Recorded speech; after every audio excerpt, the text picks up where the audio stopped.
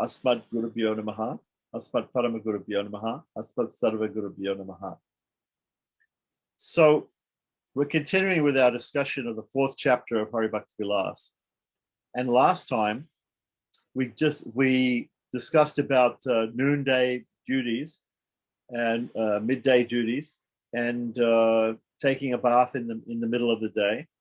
And after taking the bath in the middle of the day, now we're discussing, because now we're discussing about we're going to be discussing about sitting down and putting on tilak after the bath, because we just discussed at the end of the last class about wearing clothes,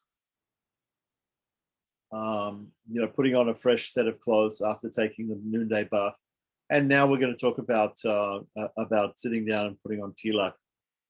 So let's have a look at the section of Hari Bhakti Vilas. So we were actually past this point just a few slokas, but we'll just recap. This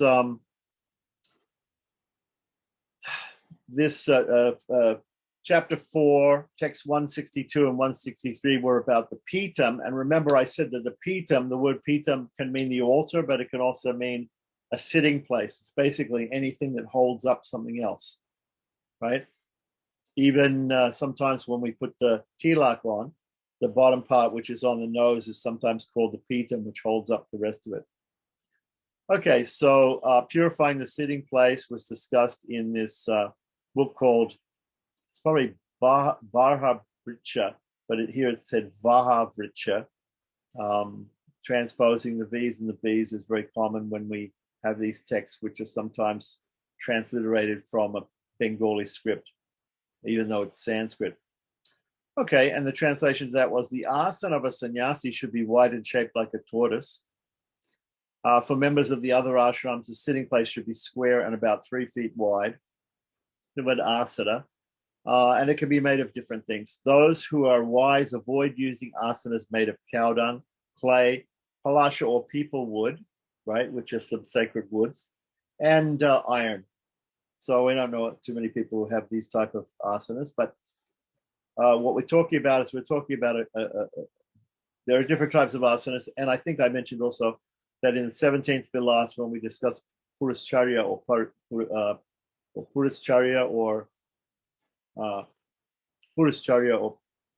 which is perfecting the chanting of the mantra, the Diksha mantra, that we'll be talking about different types of asanas more. So we won't get into different types of asanas too much here. But anyway, then it continues on with texts 164 and 165, which talks about sitting on the asana, and there's a process for doing that. So it says, while giving charity, performing achmana, conducting fire sacrifices, worshiping the deity, reciting the Vedas, or offering oblations to the forefathers, meaning Pitritarpana, one should not kneel or place both feet on the asana while sitting, right? So we talked about different types of yogic asanas, that, in other words, sitting positions that one can take while sitting on the asana. And we concluded that the Padmasana, the full lotus, the swastikasana, the half lotus, and the are not to be done, but the Sukasana, the easy pose with both feet touching the asana, is the best posture for sitting on the asana. But here it says not placing both feet on the asana means not standing with the flat of the feet on both feet on the asana while sitting. So that would be a way to do that would be to sit down with your knees up against your chest and have your 2 feet flat on it. That's not considered to be correct. Okay. So anyway, continuing on. So just to sit in an easy pose, regular way that we sit with our legs crossed, which is called Sukasana, the happy pose. And we'll continue on with this. So we're sitting down after we've put on clothes, after we've dried ourselves and taken the ritualistic bath at noontime. So text 166 to 167. Thereafter, after sitting down, one should sit properly, keeping both feet touching the floor, right? with crossed legs. And then mark the body with gopi chandana. Gopi chandana is a specific type of tilak or clay that is used for marking the body, right? And this gopi chandana comes from Dwarka, and it's a sort of a tan color, light, dark cream, sort of tan color, and it can be after performing achmana. Now it mentions here in brackets, it's not given in the Sanskrit, but the general rule for putting on tilak, right, is that one should. The general rule for doing achmana is that one needs to have tilak on to perform achmana. So one shouldn't perform achmana without tilak. But here, since you just took a bath, there's no way of putting tilak on before doing achmana. So therefore, you have to do the achmana first. So it's an exception to the rule that that you have to have tilak on when you perform achmana. Right. So you perform achmana first. Now it's not mentioned here right yet about how to actually perform achmana and the intricate way. That'll be mentioned later on. So afterwards, one should apply the sandalwood paste that was used in the service of the Lord's lotus feet and smear it over the body. So this sandalwood paste is what we call nirmalya prasadam. Nirmalya prasadam means the flowers, the sandalwood paste, whatever has been used with the deity before, those and is old from the day before, that is taken off, or that sandalwood paste is wiped off, and the flowers and tulsi are removed from the deity in the morning, usually before sunrise. If not before sunrise, then certain sin is incurred if you leave it on the deity after sunrise. And I think we discussed that before, or maybe that's coming up, I'm not sure. But anyway, in any case, we have some of this sandal paste which is left over from applying to the deities, as well as the tulsi and the flowers. And this is called nirmalya prasadam. Nirmalya. So the word mala is there as part of this, but nirmalya means the old garlands or the old prasadam, right? So then that sandal that can be used to also touch onto the on the body, smear it on the body, and that's by putting that of the Lord's prasadam on your body, that purifies the body. Sandal prasadam. Okay, so continuing on with text 168, the Supreme Lord in the Brahma Purana mentions just a pramana, a proof about this putting sandalwood paste that has been used by the Lord on the body. It says, "O Brahma, who appeared on the lotus flower, to attain the highest level of purification, one should always decorate his body with sandalwood paste that's been offered to the Shalagam Shila." So it's nice. It's a way of purifying the body. Now, this purification of the body is in different ways. This is one way. This is one physical way to do it. And there are going to be some other mantric and mental ways of purifying the body. And the idea of this purifying of the body is, we first of all take the ritual bath, we put on clean clothes, then there are other things that we purify the body before we actually do the worship of the Lord, before we get to doing the puja of the Lord, the daily puja. So text 169, after applying that sandalwood paste, right, that nirmalya sandalwood paste, that prasadam sandalwood paste, a Vaishnava should mark his forehead and other parts of his body with tilak. So that tilak was mentioned as gopi chandana. There are other forms of tilak of different colors, white and yellow, and there's some other colors of tilak. Even some tilaks made of mud. You could use the tulsi tree dirt from around the roots of the tulsi tree, or some Gaudiya Vaishnavas, they use the mud from Radhakunda near to Govardhan. So that comes out black or gray when it's used. But in any case, you take some sacred clay, and that is called, in general, all of these different sacred clays, the white, the black, the yellow, the tan, whatever, they're all called tilaka. The specific type, which was mentioned before, was Gopi Chandana, which comes from Dwarka, from a place called Gopi Talau. It's very interesting. You go there, and there are stones or big boulders of this clay, and you break them open, and sometimes there are chakras inside. So it's very interesting to see that like that. And it's supposed to be, there's some story that the queens of Dwarka drowned themselves after the Dwarka went under the sea. They drowned themselves in that lake, or because Arjuna was there and he couldn't protect them. And there's so many things. But we don't know about exactly all those stories where they come from. So won't go into that here. Anyway, that tilaka, that gopi chandana, should be touched to the forehead, should be marked on the forehead and also other parts of the body while chanting the 12 names of the Supreme Lord, beginning with Keshava. So what are the 12 names of the Supreme Lord beginning with Keshava? In the Pancharatric system, there are different forms of Lord: Karnika, Vyuha, Vibhava, Antaryamin, and Archa. The Karnika is the original Supreme Personality of Godhead. In Gaudiya Vaishnavism, that means Lord Krishna. And from him, there's an expansion of what's called Vyuha. The Vyuhas are also named after Krishna's family: Vasudeva, Sankarshana, Pradyumna, and Aniruddha. Vasudeva means Krishna. Sankarshana means Balarama.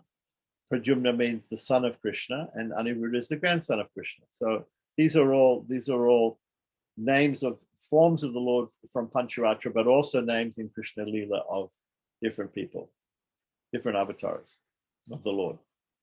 So from these 4 vyuhas, there are also expansions. So from the 4 vyuhas, Vasudeva, Sankarshana, Pradyumna, and Aniruddha, each one of those has 3 expansions. So 4 plus, from those 4, 3 from Vasudeva, 3 from Sankarshana, 3 from Pradyumna, and 3 from Aniruddha. So 3 times 3 times 3 times 3, that equals 12. So we have these 12, what are called upa vyuhas. When we use the word upa, for instance, if we have a kumbha, it's a pot. If we have a mahakumbha, it's a big pot. If we have an upa kumbha, it's a smaller pot or a subsidiary pot, or it's a pot that goes with, is expanded from the big pot. It's an expansion from the big pot. So here we have the vyuhas, Vasudeva, Sankarshana, Pradyumna, and Aniruddha, and then we have the 12 upa vyuha names of the Lord: Keshava, Narayana, Madhava, Govinda, Vishnu, Madhusudana, Trivikrama, Vamana, Sridhara, Rishikesha, Padmanabha, and Damodara last. Okay, so these are the 12 upa vyuha names. So when it says here, use the 12 names of Keshava, beginning with Keshava, 12 names of Krishna, beginning with Keshava, they are Keshava to Damodar, those 12 names. Okay, so this is very common in Vaishnavism that we know about these 12 names. So it wasn't necessary for them to be put directly here. Now, how do we mark them on? Do we have mantras for that? Do we have mantras for that? The mantras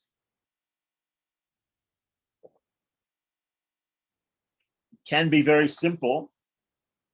They can be very simple. We can take the syllable Om, follow it by the name of the Lord, the Upavyuha in the dative case, for instance, Keshavaya, and then Keshava becomes Keshavaya in the singular dative case, and then followed by Namaha. Right? So this is one way of doing it. Om Keshavaya Namaha, Om Narayana Namaha, Om Madhavaya Namaha, etc. Up to Om Damodara Namaha. Now, if we look in the purport, if we look in the commentary by Sanatana Goswami, he actually explains a more complicated way of doing it. So I'm not quite sure exactly whether this is an alternate way or whether this is the way that he actually means that people should do it, right? So he mentions that the mantra should start with Omkara. After the Omkara, there should be a bija mantra. There should be a letter, one of the vowels with a bindu, with an anushwara on it. So for instance, would be the first one, would be the second one, im would be the third and fourth ones, right? Okay, so we got Om. The first mantra would be Om Am, right? Then he says you should use the 12 names of the Adityas, and I'm not sure whether we got to it at this point, but we have there are different kalas or parts of the three. We mentioned about the 3 sources of light, or the 3 sources of light energy, of energy. They're the sun, the moon, and fire. So the sun, the moon, and fire are also worshipped in the conch and the conch shell stand, right? And the mandalas of the sun, the moon, and fire are divided up into different parts. So this, for instance, the fire has got 16 parts. No, so I'm sorry. The moon has 16 parts. Fire has 12 parts. I'm sorry.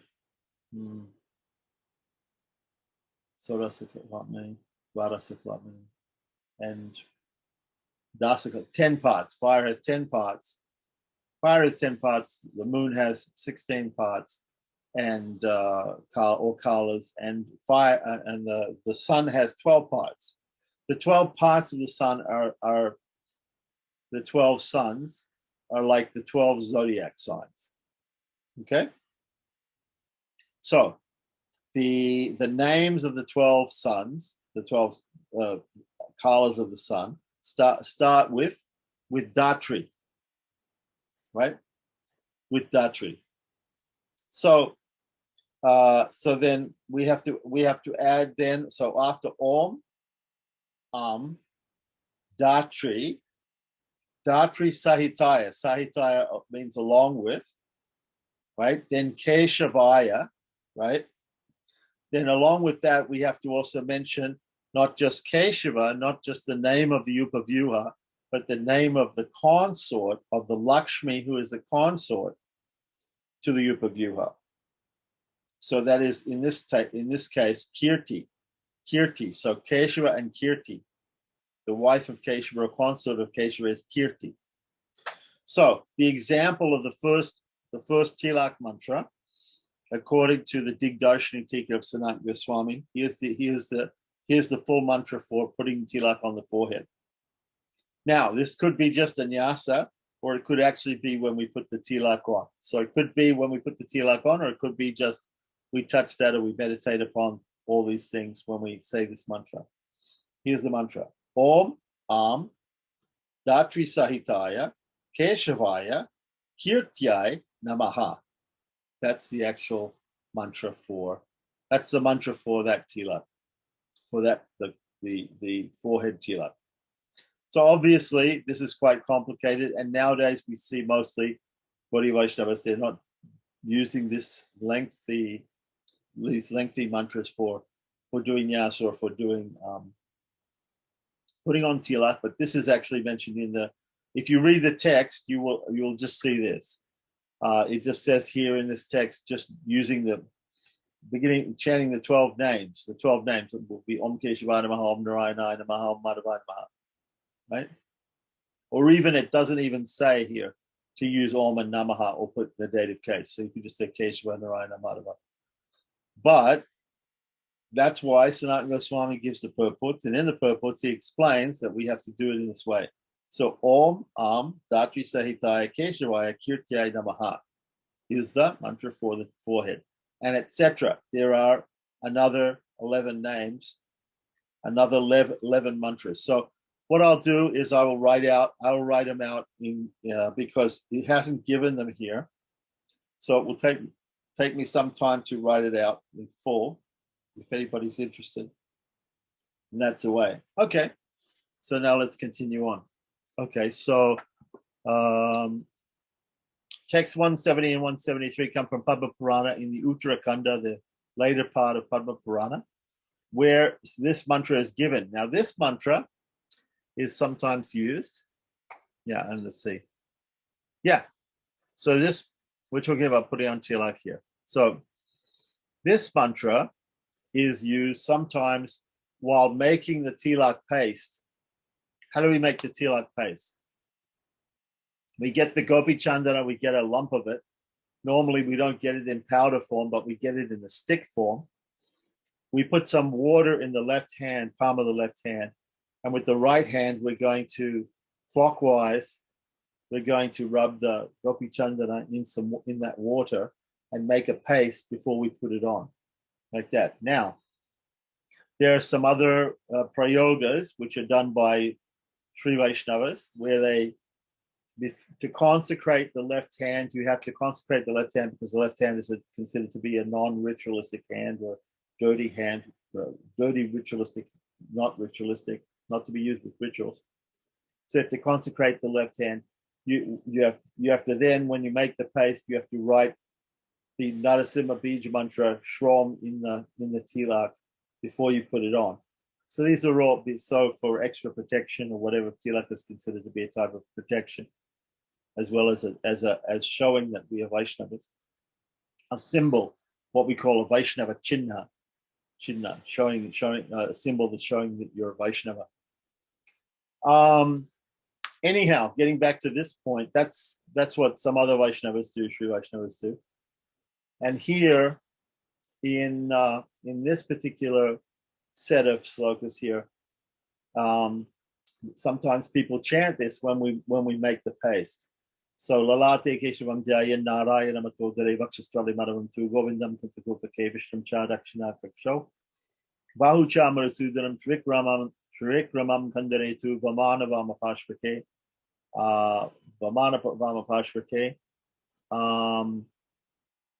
Sridharam Vama Bahu tu Rishikesham tu Kandare Priste tu Padmanabham cha Katam Dhamadaram Yasyet Tat Prakshalanatoyam tu Vasudevati Murdani.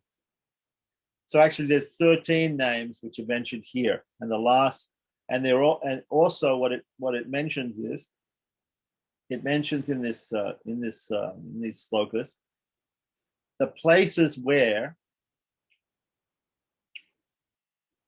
we should mark the tila, and the particular upavyuhas, names that we should remember at each place. Right? So we'll just read through them and we'll talk about it a little bit. When one marks his forehead with tilak, you should remember Kesava. When one marks the lower abdomen, meaning the middle of the stomach, right? The middle of the lower stomach, just above the navel, right? Whether you show the navel or don't show the navel, that's another discussion when tying the dhoti or putting the sari or putting the dhoti, right? One should remember Narayana at that place, just above the navel. When marking one's chest, which means the middle of the chest, right? One should remember Madhava. When marking the hollow of the neck, also called the nape of the neck, right? There's a in Sanskrit, this is called a kanta kupa. The word kanta means a throat, and the kupa means a well. So many people, when you put your neck like this, you can see the depression here, just below the Adam's apple of the or the speech, the voice box of a man. You'll see there's a depression here. That's called Kantakupa, right? And that's the place to remember Govinda and to mark tilak there for Govinda, right? Then, so we notice something now. The first tilak is put on the forehead, and the most prominent one is put on the forehead. And then we start in the middle of the body, right? Not below the waist, but above the waist, above the navel. And we put tilak. We put the tilak, which is what we call urdhva pundra. It's an upward marking.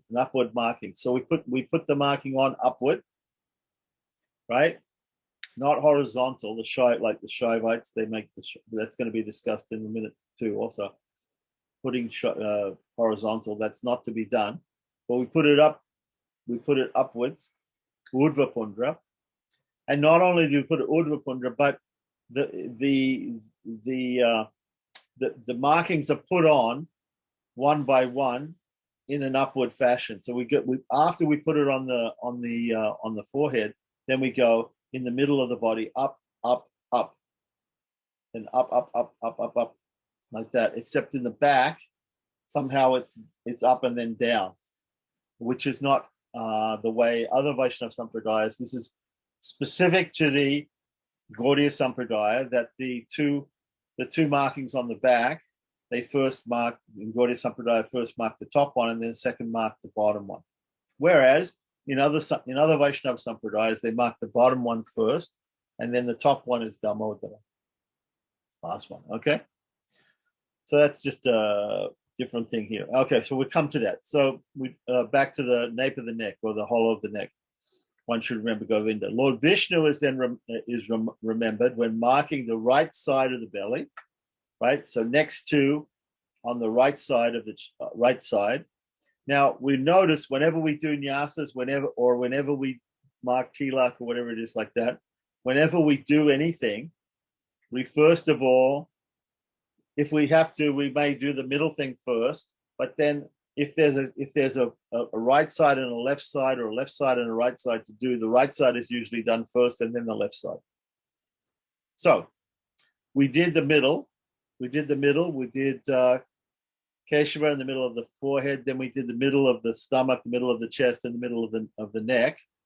Right? That was Narayana Madhava Govinda. Then Vishnu Madhusudana Trivikrama on the right side. So Vishnu is marked on the right side of the belly. Right? Then Madhusudana on the right arm. On the arm means the upper arm, not the lower arm. Now, sometimes, a lot of times, like for instance with me, got a lot of hair on my lower arm. So if you have a lot of hair on your arm or on your body, it becomes difficult sometimes to put tilak. So, of course, there are many Vaishnava sampradayas where people actually shave the hair on the upper body, right? And there are sometimes even the pujaris, the archakas in South India, they shave all the hair on the body, except for the eyebrows and the sika. But all the other hair, they just shave everything. That's called sarvangam. In Sri Rangam, the pujaris do that about once every 3 months. So one of the reasons for this is because in order to mark the tilak on places where there's hair on the body, we have to shave the hair, and then we'll be able to mark the tilak much, much more easily. Okay, in any case, when it says to put on the right arm, it means the upper arm. Now, sometimes people say shoulder. It means shoulder. Okay, the upper arm, the shoulder, somewhere there on the right side of the body, upper arm, like that. Right, so here it says marking the right arm and then marking the shoulder. Let's see what it actually says in the Sanskrit. Vamabahu, and it says Vamabahu means left arm, and Dakshina Vishnu cha Dakshina Kukshao Bahu cha Madhusudana. Right, Bahu cha. Bahu means arm. Right, Trivikramam. So Vishnu Namaha, Madhusudana Namaha, Trivikramana, Kandare. Let's have a quick look in Sanskrit dictionary. Kandare. Kandara.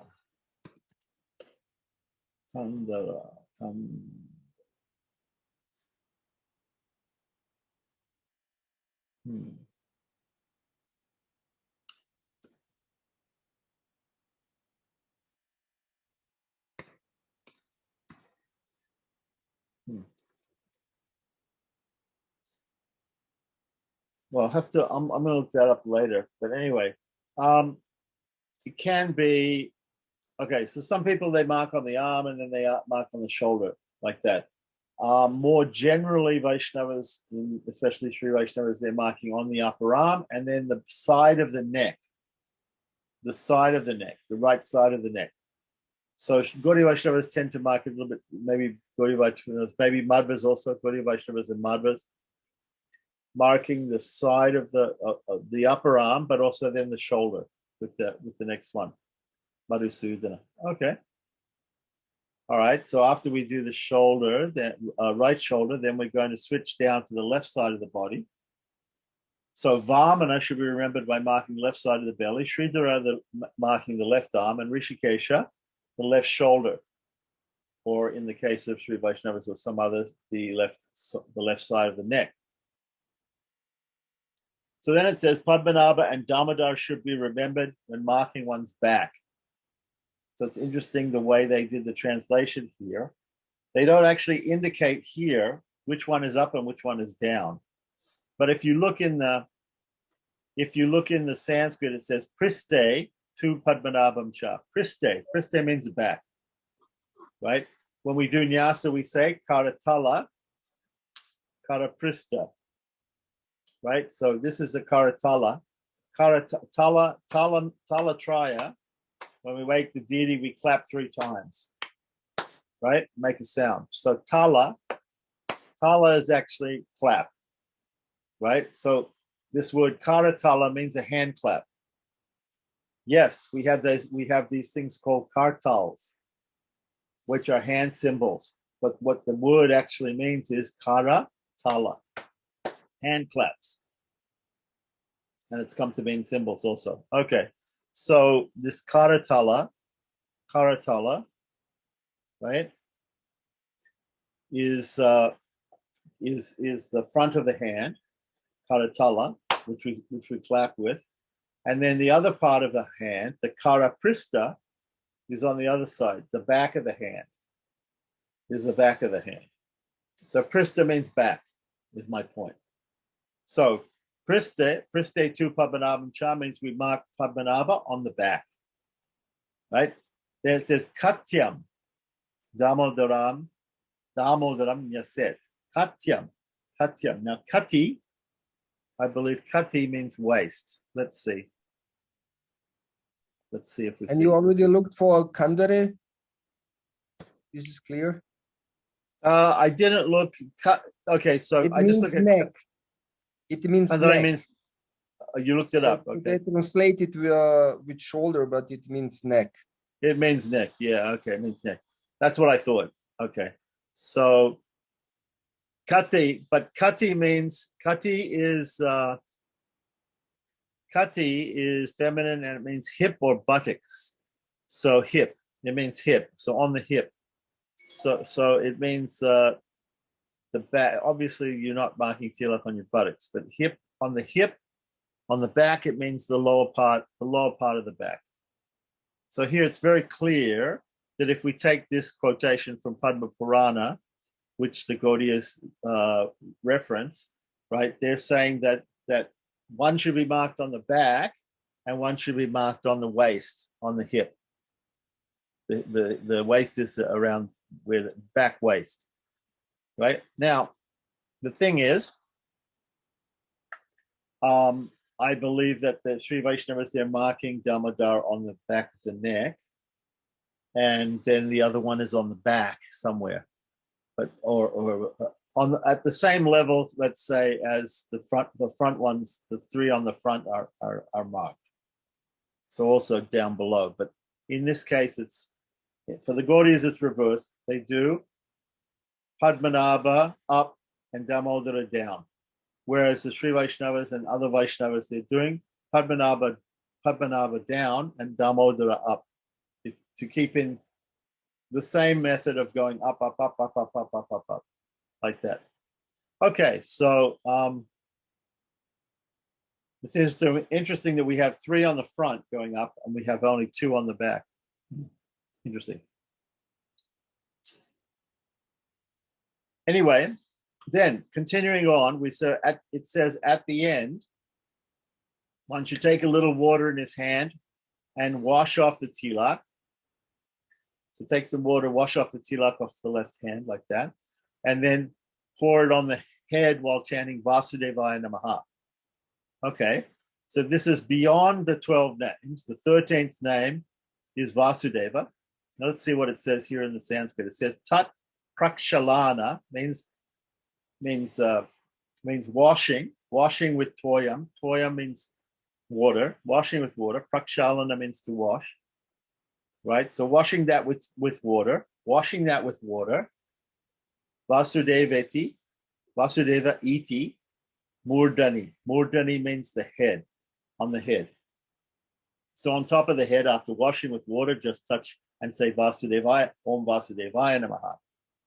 Now, I looked in the commentary, and Sanat Goswami also says that not only can you say Om Vasudevaya Namaha, or just Vasudevaya Namaha, right? But optionally, you can also say the 12-syllable mantra, which is Om Namo Bhagavate Vasudevaya. Okay? So you can also say that. All right? So we can say Om We can say Om Keshavanam, Om Narayananam, Om Madhavanam, or we can say Om Am Datri Sahitaya Keshavaya Kirte Namaha, etc. And then when we get to the end, we can say either Vasudevaya Namaha or Om Namo Bhagavate Vasudevaya. Okay, so let's continue on. Now, there's some more in the purports about how big the tilak is supposed to be in each place. It's bigger and smaller in different places on the body, and that's a little bit too complex for me to go into right now. But of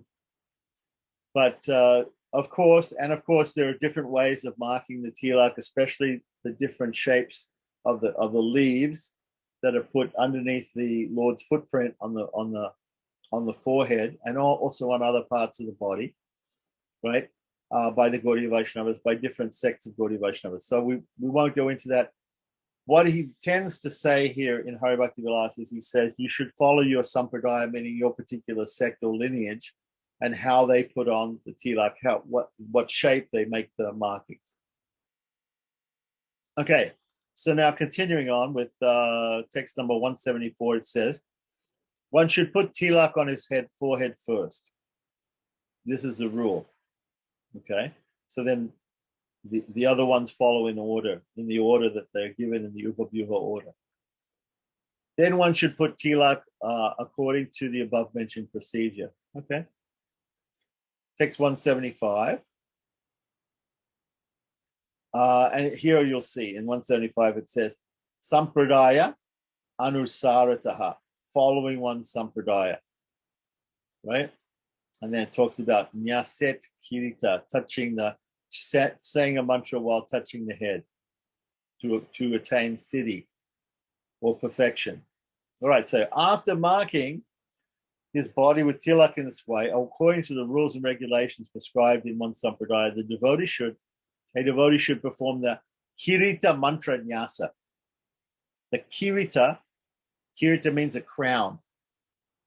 So it has to do with the top of the head. The Kirita Mantra Nyasa. Nyasa means to touch or to place a syllable or a mantra on a particular part of the body of yourself or the deity. This is the word nyasa means placement or touch. Right? When we say nyasa also means saranagati or surrender to the Lord, surrender to the Supreme Person, or surrender to anybody. Nyasa means to surrender. Why? Because in surrender, we touch our head to the feet of the person we're surrendering to, in this case, the Supreme Person. So here we have this nyasa, this type of nyasa where we touch the top of the head and we say this Kirita mantra. So it's a nyasa, which we do after we finish putting on tilak, we touch the top of the head and we say this particular mantra. So in text 176, we're going to get the mantra. Here's the mantra to say. This is called the Kirita Mantra. It goes like this. Om Shri Kirita Keyura Hara Makara Kundala Chakra Shanka Gada Padma Hasta Pitam Baradara Shri Vat Sankita Vakshastala Shri Bhumi Sahita Swatma Jyotir Diptikaraya Sahasradityaya Tejase Namo Namaha. Okay, so that mantra should be said, touching the top of the head. And what does it mean? It means, so once again, we'll go through it again. Just say the mantra again. Om Shri Kirita Keyora Hara Makara Kundala Chakra Shanka Gada Padma Hasta Pitam Baradara Shri Vatsankita Vakshastala Shri Bhumi Sahita Swatma Jyoti Diptikaraya Sahasraditya Tejase Namo Namaha. Right? We can notice here Sahasraditya mentions Aditya again, as we had the mantras in the Tilak, which also mention Datri and other forms of the sun or Aditya.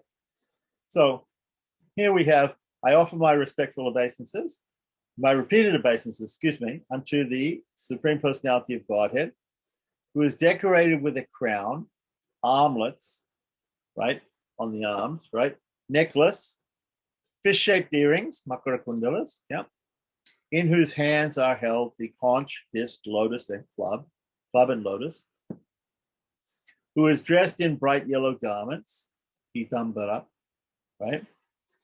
Whose chest is decorated with the mark of the Srivatsa, right? Who is surrounded by his energies or his consorts like Sri Devi and Bhudevi, Lakshmi and the goddess of the earth, who is greatly effulgent and whose transcendental body glows like thousands of suns.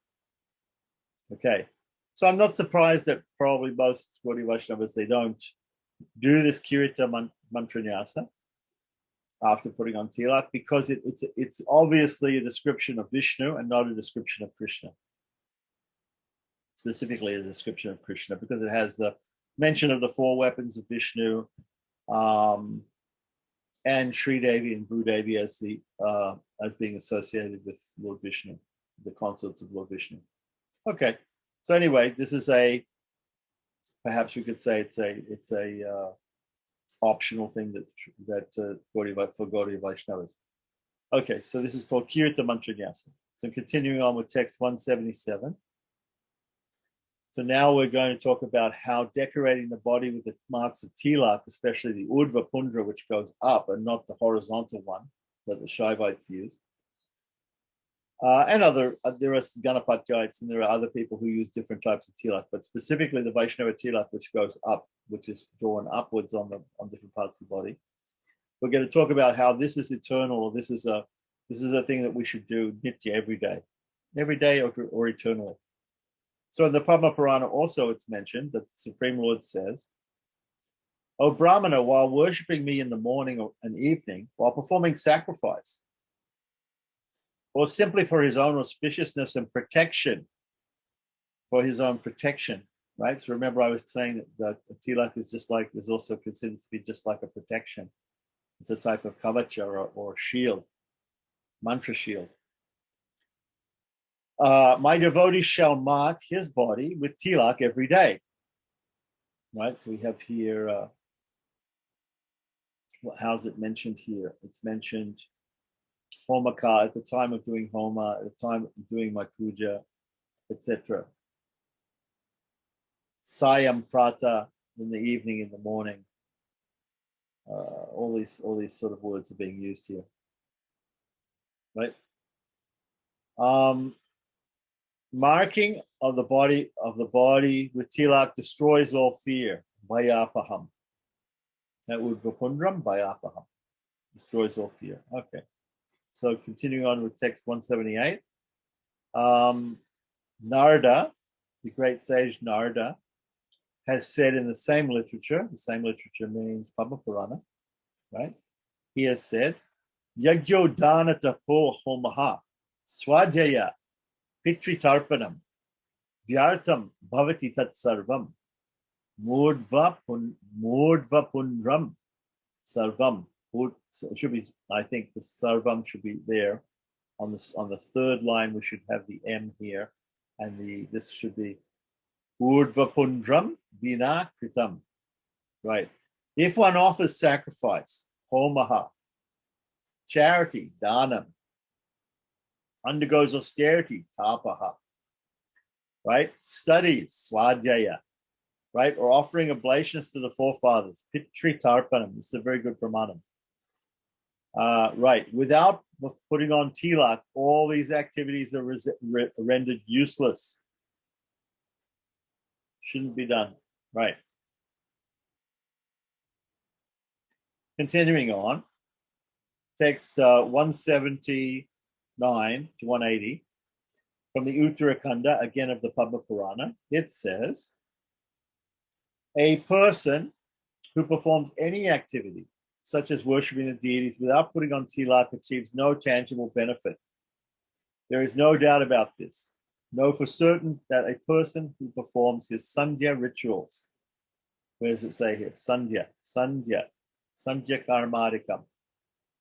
Right? His sandhya rituals without wearing tilak is actually demoniac and surely will transverse the path to hell. Okay. So, text 181. Elsewhere, we don't exactly know where this quote is coming from. It says, a person who wears the 3-line tilak, right, So it says here, Urdhva Pundram. That's Vaishnava Tilak, upwards Pundra. Pundra means mark, so the upwards mark. And Tripundra, the mark of 3 lines, but the 3 lines are horizontal, right?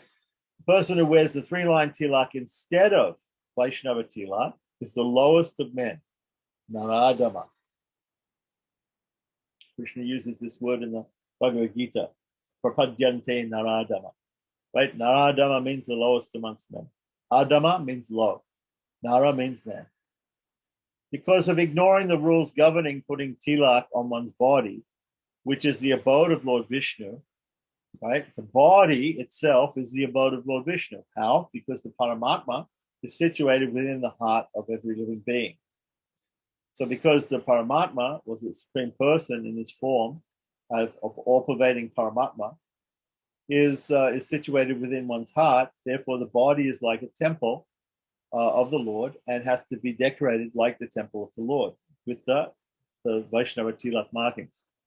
So a person who wears the 3-line tilak, such a person, right, certainly goes to reside in hell. So instead of wearing the Urdhva Pundra, if we wear the Tripundra, well, the Shaivites or the Smartas, right, we'll go to hell. Obviously meant for Vaishnavas, and we don't know if we can probably find Brahmanas like this in different shastras, but mostly, of course, they'll be in Vaishnava shastras, because obviously, if you're a devotee of Shiva or whatever, they recommend putting the Tripundra with Bhasma, with ash. Okay, so continuing on with text number 182. In the Padma Purana, Narada Muni also says, if a person does not decorate his body with tilak, he is not to be seen, because his body is as impure as a crematorium. So right now you're seeing me, no tilak, so my body is just like a crematorium. Sorry about that. Another thing that you can do, right, is that we can mark of course, the marking, external marking, is there for other people to see that you're a devotee of Vishnu. But in many cases today, we're in many situations where we don't wear the tilak marking, or we wear an abbreviated form of it, or even we can use water and we can simply mark the place with the mantras. If we're in a situation where we can't wear the tilak. So continuing on, 183. In the Uttarakhanda Padma Purana, again, it says, Brahmanas who follow, it might be interesting to look at the Padma Purana, because obviously this section in the Uttarakhand has a lot to say about tilak. Brahmanas who follow the Vedic principles, which means mostly Smata Brahmanas, or people who are very orthodox and they follow the Vedic principles, they do all the Shrauta ceremonies, etc., right, should decorate their bodies with tilak made from pure white clay. Pure white clay. A sincere devotee should never put on tilak in a crooked manner. So it should be put on in a straight way, right? And there are different fingers which we can use to put tilak on. And there's some discussion maybe about the different fingers.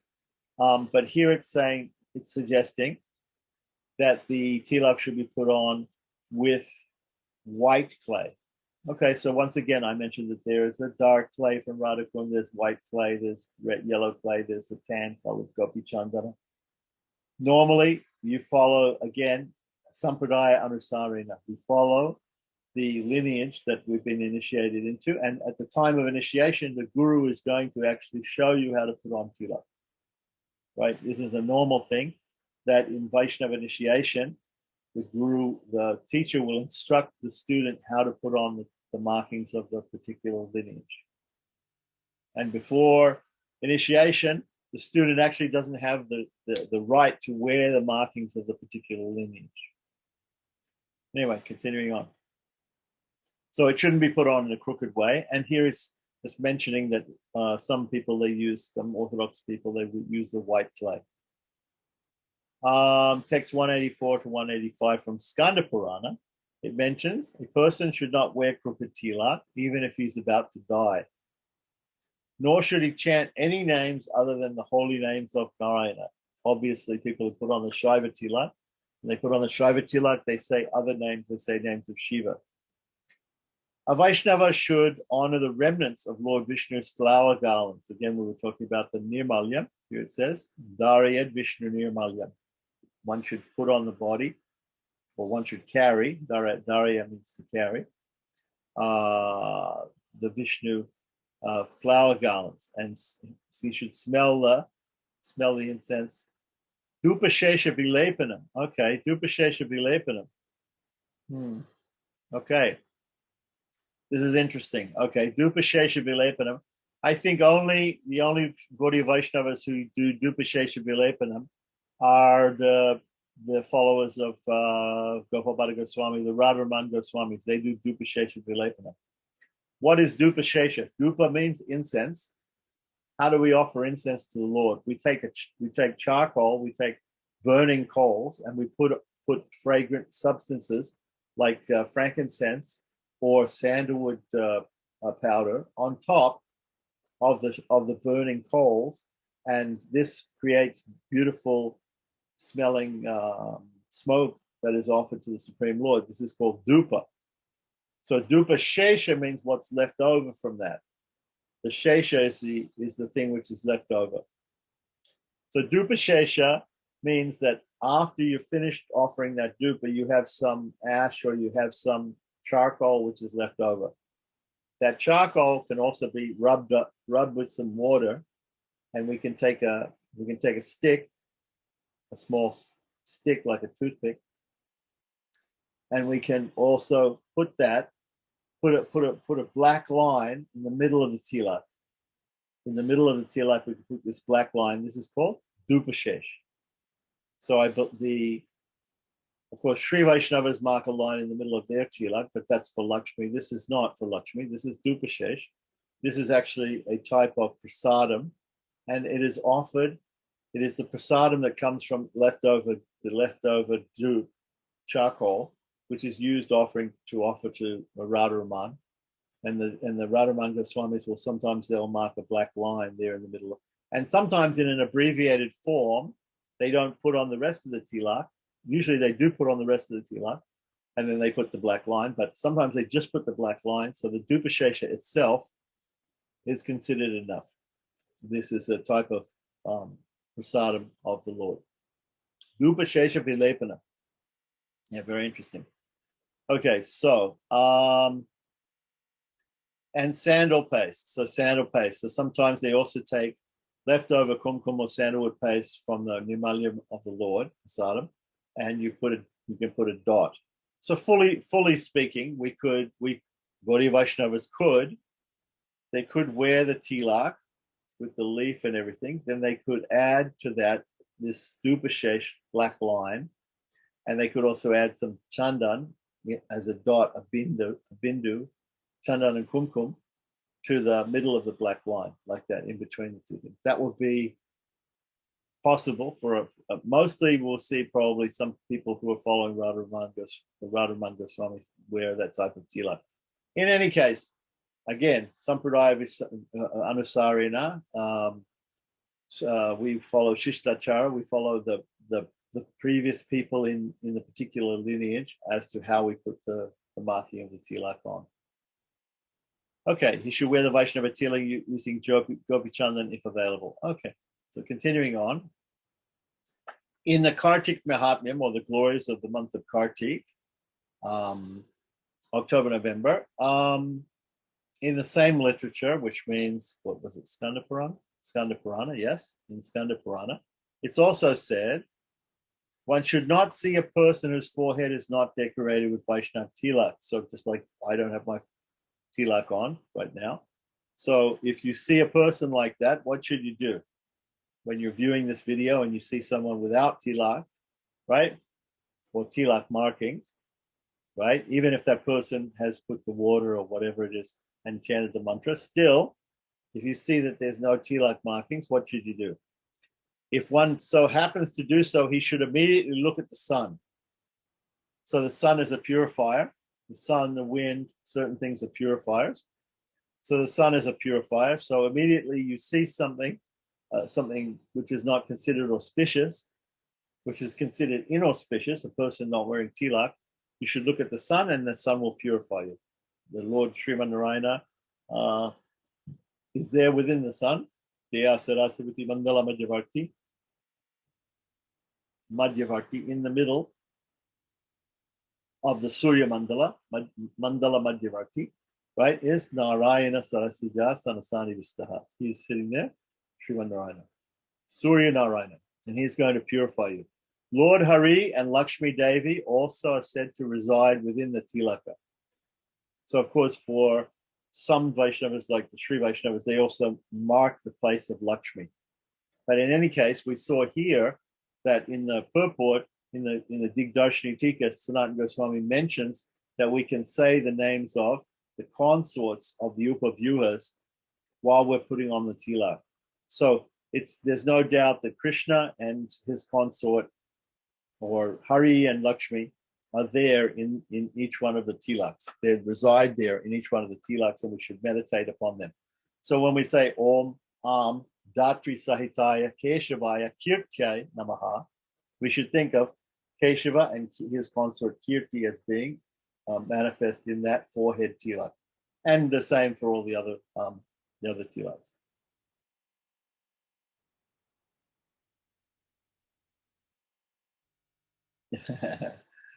Yeah, if you looking at the sun doesn't mean that you have to burn your retinas out. In fact, when we do Noon Gayatri every day, we look at the sun. So we say Jokta Suryam Drishe, which means I look at the sun, and we do the what some people call it Shivatsa or Yama Granta, and we look through it. We look through that at the sun every day, and we pray that we will live with 100 summers or 100 years, 100 autumns, it actually says. Right? So we're not actually, but no one is wearing tilak. Well, as it said here, when you're doing Sandhyavandana, you should be wearing tilak. That's what it says. So I'm not sure what that comment actually means. All right. So anyhow, continuing on. Sorry, it was just a joke. It was just because we'll be looking at the sun constantly since no one's wearing tilak. Right. That's true. Yeah. That's true. That's true. That's true. If we're going around in the West, I mean, if you're going around Sri Rangam, everybody's wearing tilak. But if you go around in in a holy Vaishnava place, there are a lot of people wearing tilak. Even if you see the person wearing the 3-line tilak, you're supposed to go take a bath or something like that. It's considered inauspicious. So there are so many auspicious things and inauspicious things that we see every day. And normally in the scriptures, it says if you see something inauspicious, you should look at the sun. So you'd be constantly looking at the sun. I understand that point. It's obviously impractical to be constantly looking at the sun, and we shouldn't do it for reasons of the health of our eyes. But the point in the scripture is simply to emphasize that this person looks auspicious because he's wearing tilak, and this person doesn't look auspicious because he's not wearing tilak. But as I said, there may be a reason for not wearing the tilak, even amongst Vaishnavas, not wearing the outward sign, but meditating on the Lord and chanting the mantra or just touching water to the place. So anyway, here it says, Anyatrapi, elsewhere it's stated, we don't know exactly where. It says learned persons should know that Shastras enjoin that Brahmanas and devotees wear Vaishnava tilak, whereas others may wear 3-line tilak. Because some other places it's saying that's here. Vaishnavanam Brahmanam. Brahmananam, right? So it means of Vaishnavas and of Brahmins. Urdhva Pundram Vidiyate. They should wear Urdhva Pundra. So Vaishnavas and Brahmins should wear Urdhva Pundra. If they're not Vaishnavas, right, and they're not Brahmins, right, then they can wear, it said they can wear Tripundra. That's what it says. So if one sees or touches a Brahmin wearing 3-line tilak, so right? Rather than Vaishnava Tilak, he should immediately bathe with his clothes on. Okay, so it means go jump in the lake, go jump in a river with your clothes on, and that's the situation. If this is the prayaschitta or the atonement for seeing somebody so inauspicious that he's actually a Brahmin, but he's not wearing Urdhva Kundra. He's not wearing the vertical tilak of Vaishnavas. A Vaishnava should not wear the three-line tilak because it does not please Lord Hari. And this is the main point. The main point is that we wear the markings of a Vaishnava for a couple of reasons. To please Lord Hari, to please the Supreme Lord, Krishna, and also to show other people that we're Vaishnavas as a Bhakti Vaishnavas. And there were some other reasons too, also for protection and to remember the Supreme Lord in everything that we do. So Tilak has many different purposes. So continuing on with text number 190, in the Uttarakhanda, I'm guessing that's still of Skanda Purana, right? It says, marks of Tilak resembling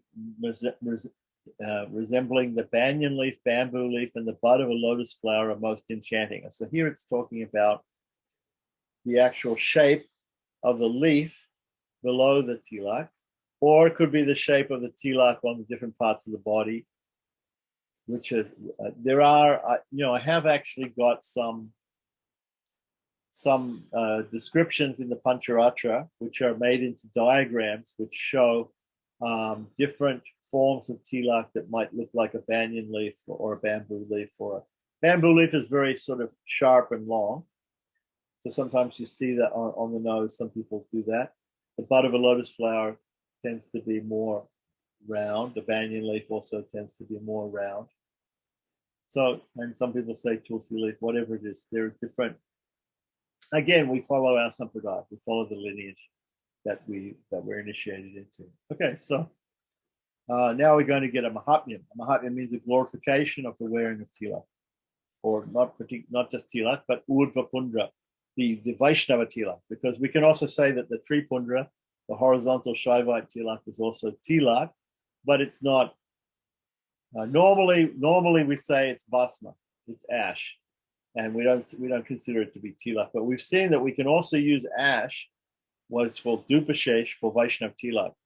So normally we say Urdhva Pundra, which means the upward Vaishnava tilak, and Tripundra means the horizontal Shaiva or Smarta tilak. So in the Kartika Prasanga section of Skanda Purana, it says, a person whose forehead is decorated with tilak made from white clay is pure. Again, it mentions the white clay. Even if he is born in the family of dog eaters. Dog eater in Sanskrit is called swapacha. Swa means dog, and pachika means to cook, a dog cooker. Such a person will surely attain the lotus feet of the Supreme Lord. Lakshmi resides in the tilak, fame and liberation, and Shri. Okay, so Lakshmi resides in tilak. She also resides in fame and also in liberation. Okay, and Shri Hari also personally resides in tilak. So again, this is just confirming that Lakshmi and Hari, the Supreme Lord, reside in the tilak, in the Urdhva Kundra tilak, the Vaishnava tilak. Text 193 in the Padma Purana, it is stated, there's no doubt that a person whose forehead is decorated with tilak, which is made from clay, is a purified soul and worshipable, even if he's born in the family of dog eaters.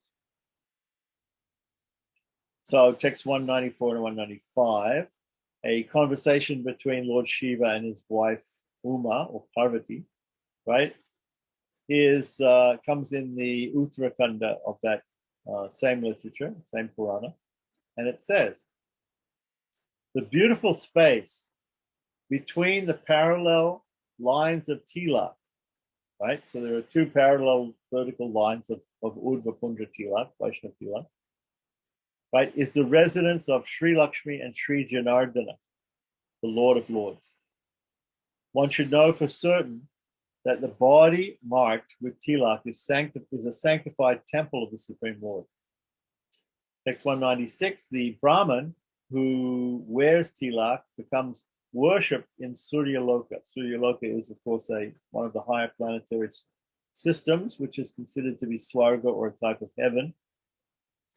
He rides in a celestial airplane, and thereafter goes to the supreme abode of Lord Vishnu. Okay, so not only is he honored and worshipped in the heavenly planets, this person who wears tilak, right, or Vaishnava tilak, but he will go to, just by wearing Vaishnava tilak, he'll go to the supreme abode of Lord Vishnu, which means Vaikuntha, which means he will attain liberation. Text 197 to 200. Just by seeing a Brahmana decorated with tilak, meaning the Vaishnava tilak, one becomes liberated from all sinful reactions. Even by remembering the name of that person with devotion, that person who wore tilak, one obtains the result of giving all kinds of charity. The forefathers of a person who at the time of performing the Shraddha ceremony feeds a Brahmin decorated with tilak becomes fully satisfied for millions of kalpas. So especially if you're doing a Shraddha ceremony, when you do a Shraddha ceremony, you invite Brahmins. You invite 3 Brahmins, and one Brahmin represents the Ashwini Kumaras, one Brahmin represents the Pitris, and one Brahmin represents Lord Vishnu. And you feed those Brahmins in the Shraddha ceremony. So those Brahmins, if those Brahmins wear Vaishnava tilak, then your Shraddha is much, much more effective than if you just invited some Brahmins who were smarters and were wearing Tripundra.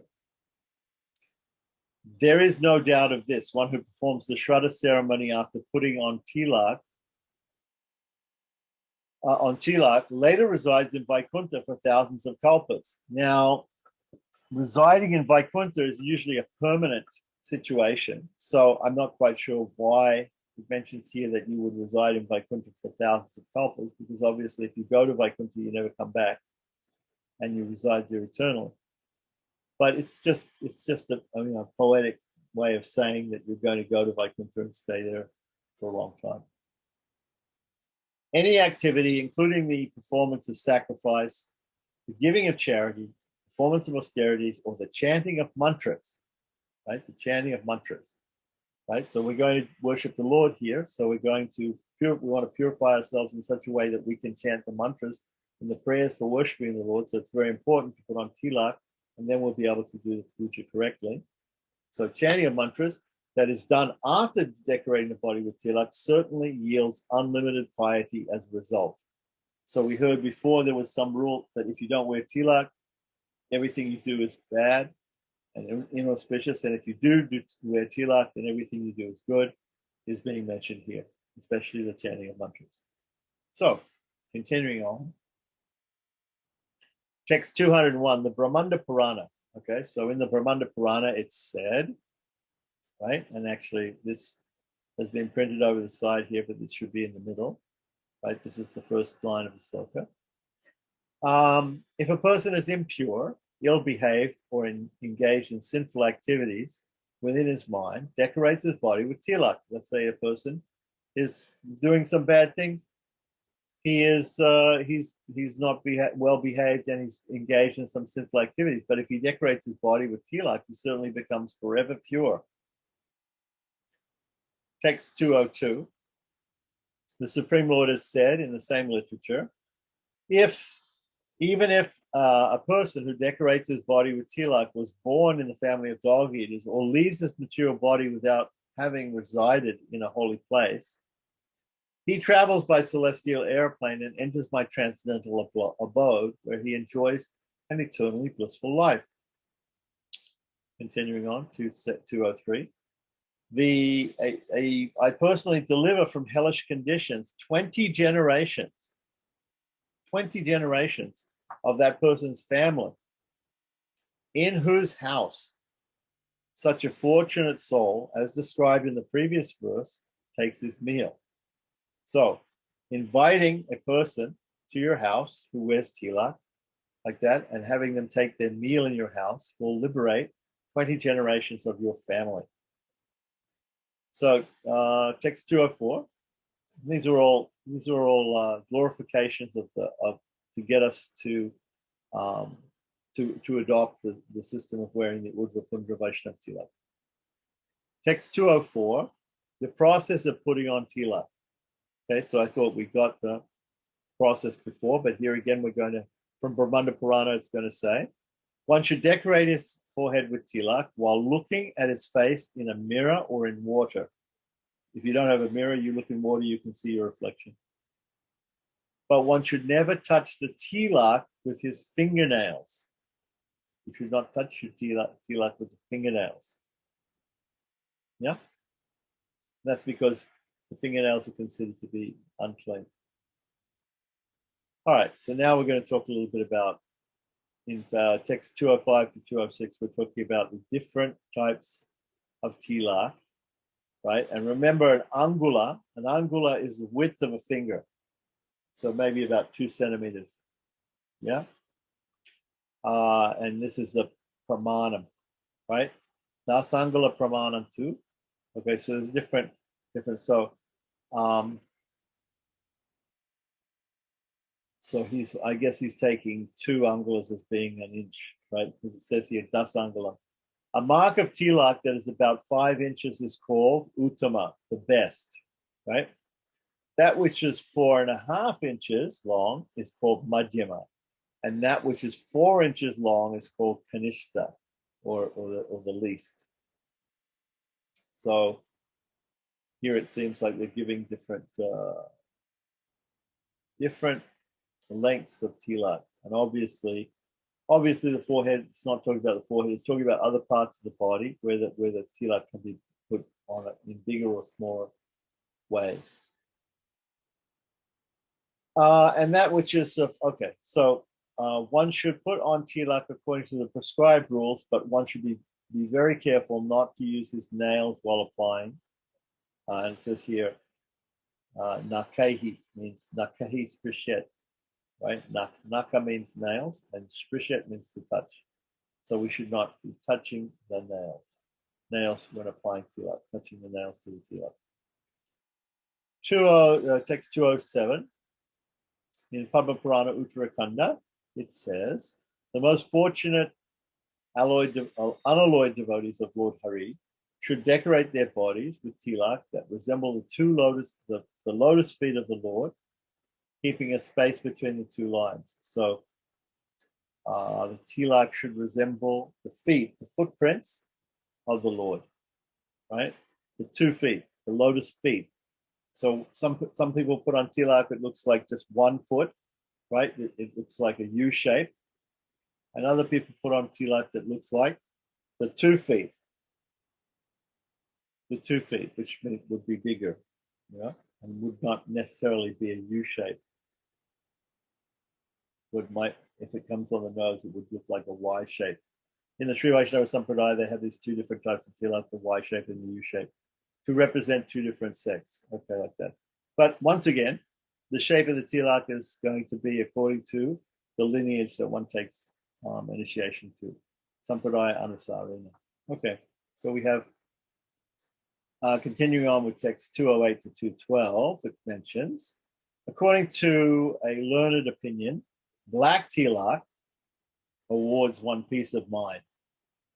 So what kind of tilak would be black tilak? Black tilak would be like that dupashesh tilak of putting the black line on the forehead, right? Coming from the leftovers from the Lord's incense, charcoal. Red tilak helps one control others.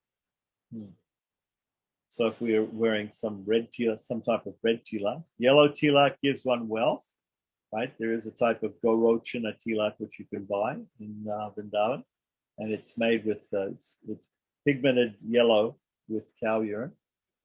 And white tilak is auspicious and awards liberation. So it's also the white tilak which some people wear, right? Round tilak, crooked tilak without a space between the 2 parallel lines. So if you just put a blob of tilak like that, but there's no space in between, like that. Short tilak. The tilak normally goes from the root of the nose, right, between the eyebrows, right, up until the hairline. right? So if it's short, that's short. Otherwise, it should continue until it gets to the hairline on the forehead. And on other parts of the body, short and long has been discussed before. Different angulas, different numbers. So tilak, which is short tilak, but also tilak which is too long, thin tilak, right, which is very, very thin, messy tilak, right, tilak with the upper ends joined, right, where the top part is joined, although the bottom can be joined, but the top should not be joined. Tilak in the wrong place, old and dirty tilak, tilak having a bad odor, tilak applied with the left hand, so don't apply it with the left hand, right?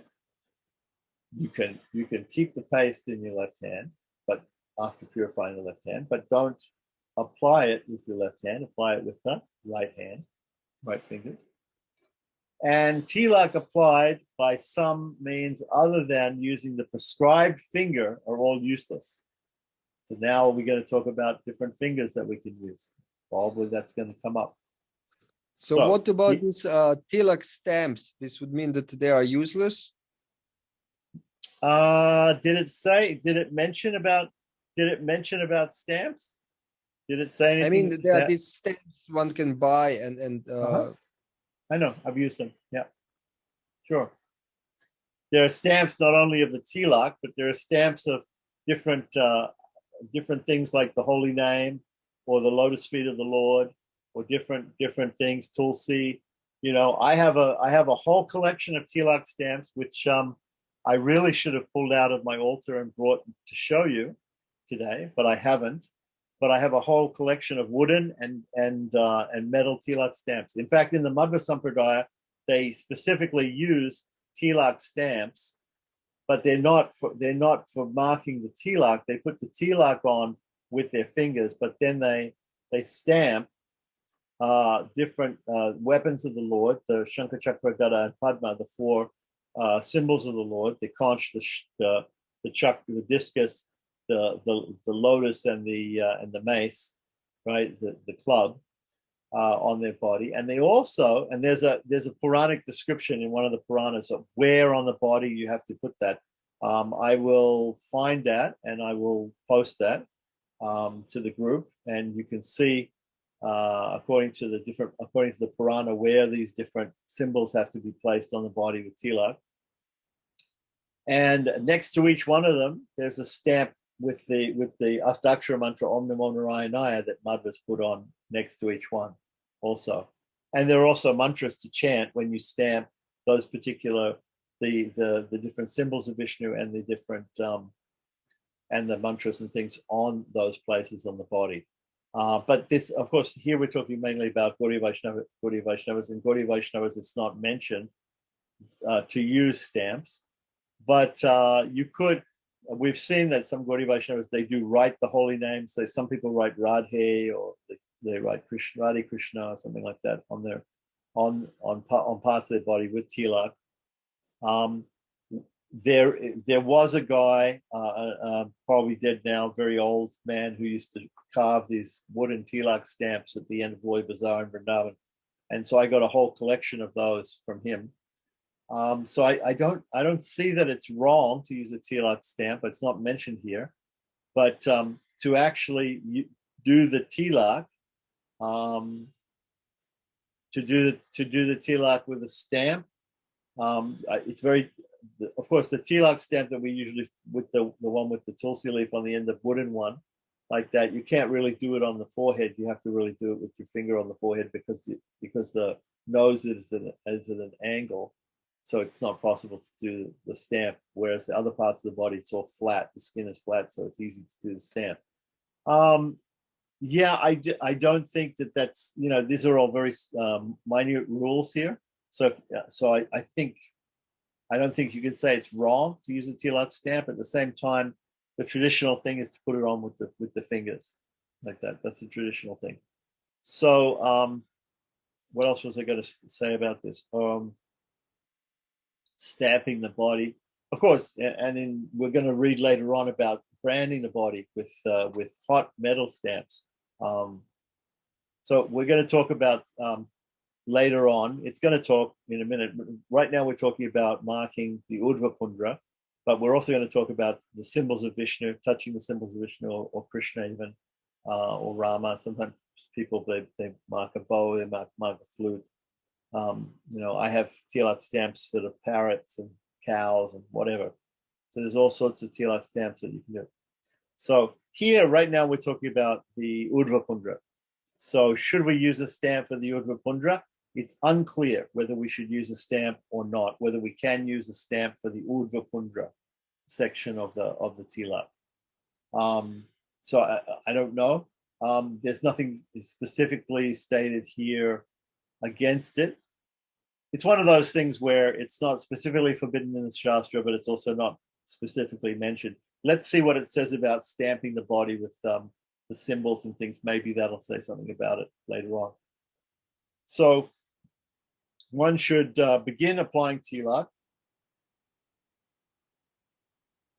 from the tip of the nose and go upward to the top of the forehead using a suitable clay. All right. So now here's a question. We should look at the Sanskrit perhaps, and we should see what does it mean by the tip of the nose. Okay, so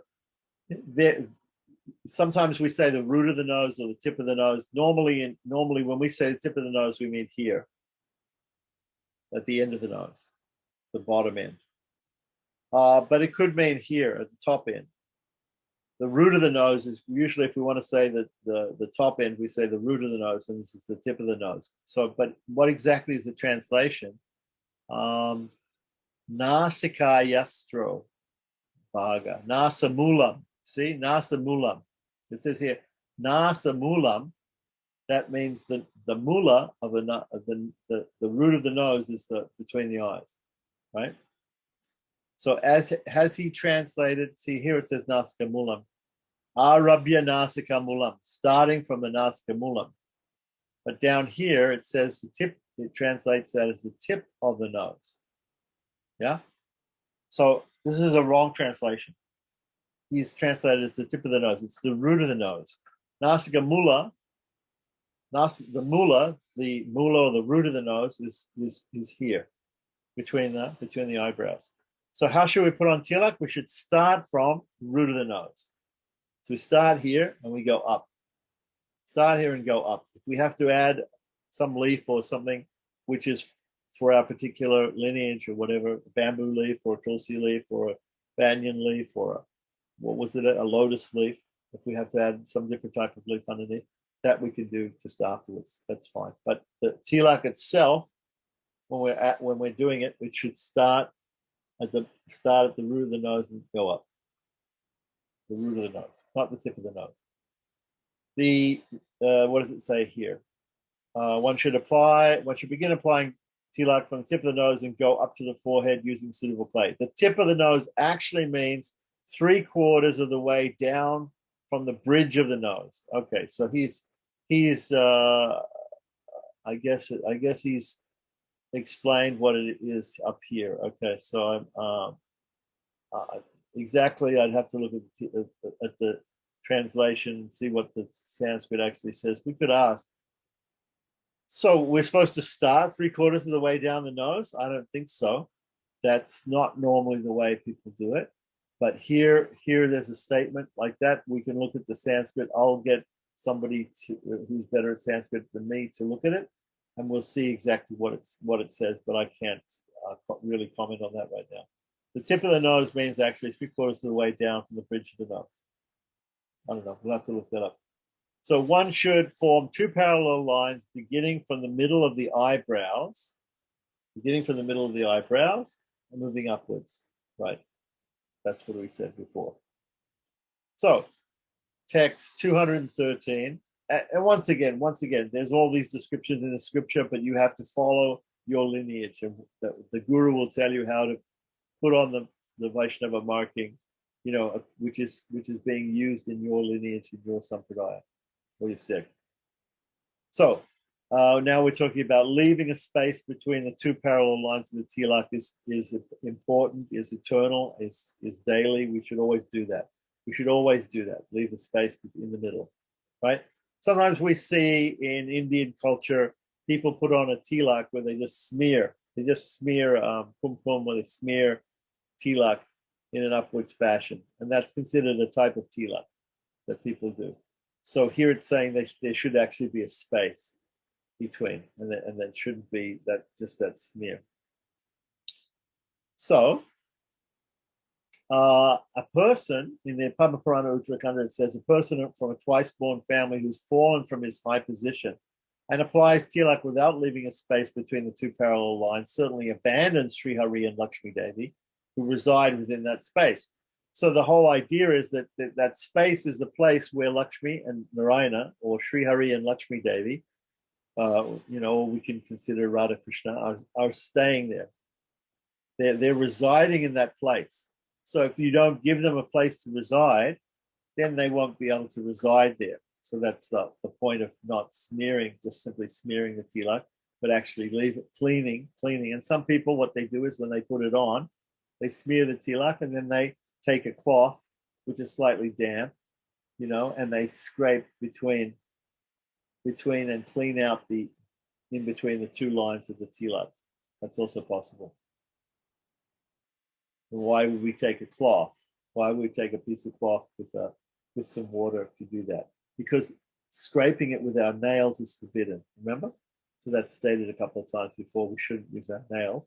So in order not to use the nails to scrape out the middle part, we should use a cloth and dip it in water and do it that way. So text 214 and 215, if a person who is twice born but fallen applies tilak by keeping no space between the two parallel lines, he's considered to maintain the feet of a dog on his forehead. Okay, so the whole idea of Udmapundra is we have the feet of the Lord, or at least 1 foot, but maybe 2 feet of the Lord on our head, right? So we don't want dog's foot on our head. So if we smear it and we don't leave a space, that's considered to be like a dog's foot on your head. Therefore, a beautiful one, Brahmanas and women should always mark their foreheads with tilak consisting of 2 parallel lines with a space between them. That's the pramana, that's the proof. It says we should always leave that space there. So 216 to 217, it says, Hari Mandira Lakshanam. What is the qualification, or what is the quality of the temple of Lord Hari? We consider the tilak symbol to be the temple of Lord Hari, right? A decoration of decorating one's body with tilak is a symbol of Lord Hari's temple. The tilak, which begins from the nose, right, meaning the root of the nose, right, and extends to the hair of the head, right, on the forehead, with a beautiful space between the lines, is considered to be a temple of Lord Hari. Lord Brahma resides on the left side, right? So on the left side, Lord Brahma resides. On the right side, Sadashiva resides, and Lord Vishnu resides, along with Lakshmi, in the middle of the tilak. One should not apply anything in the space in the middle of the tilak.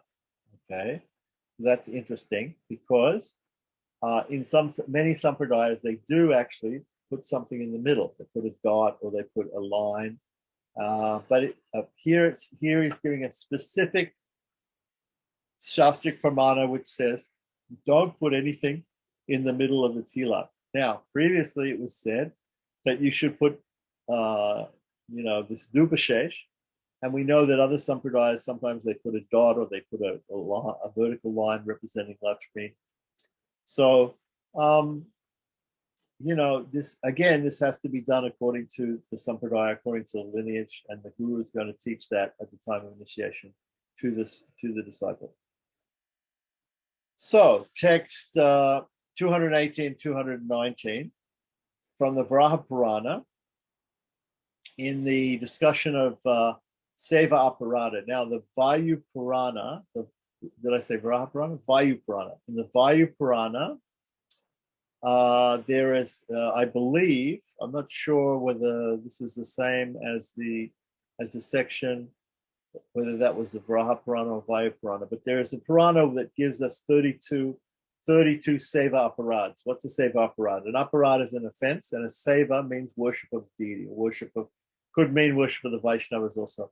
It means service. The word seva means service. So there are certain offenses that people can perform when doing service to the Lord or to the Vaishnavas.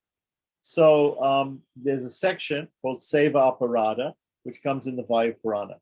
In that section, now we don't know, there's a section in one of the Puranas, either Varaha or Vayu Purana, which lists 32 rules in deity worship of 32 offenses that can be committed. This may be it, or this may be another. No? It's Varaha? It's Varaha, in Varaha Purana, yeah. It's Varaha, that's Varaha Purana. Okay, I was right. All right, so this is Vayu Purana. So apparently the Puranas, they have some sections. The Vayu Purana also has a section on Seva Aparad.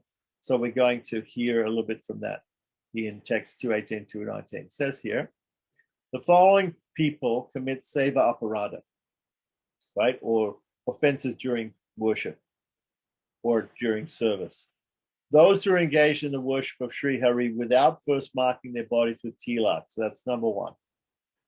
Those who have applied crooked tilak. Number two. Those who use ashes for tilak or using the bhasma, right? Remember we talked about Shaivites who use bhasma or ashes. Now, that doesn't mean that we can't use the dupashesh. The dupashesh is considered a holy type of ash marking for Vaishnavas. Those who put tilak in an improper place, so you're not putting it in the correct place according to the Shastra. So we talked about the different places on the upper body, and normally it's the upper body. We don't put tilak anywhere on the lower body, okay? It's because the lower body below the waist is considered to be ritually impure, so we don't put tilak down there. So, and those who fail to decorate their bodies by drawings of conch, disc, and other auspicious symbols, right? So it says here, Shanka, Chakra, Cha, right? Shanka and Chakra, especially the conch and disc, Ityadinam. It means, etc. Shanka, Chakra, and other things. Dosha. Dosha means that's a fault. That's a fault if they do that. If they do not put on those symbols. Okay, so continuing on with text 220, it's going to mention here Shrutischa Yajurvedas Hiranyakeshia. Hiranyakeshia is a branch of Hiranyakeshi is a branch of the Yajurveda.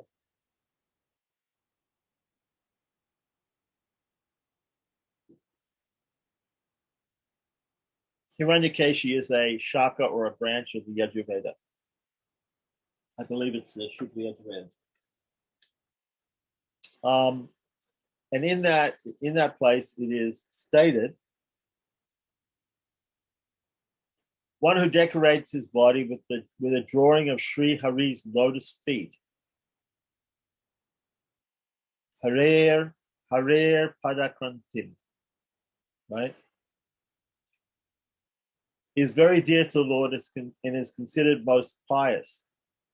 One who wears tilak that has a space between the two parallel lines certainly achieves liberation. So there you have it. That's a very good pramana from the Shruti, from the Veda itself.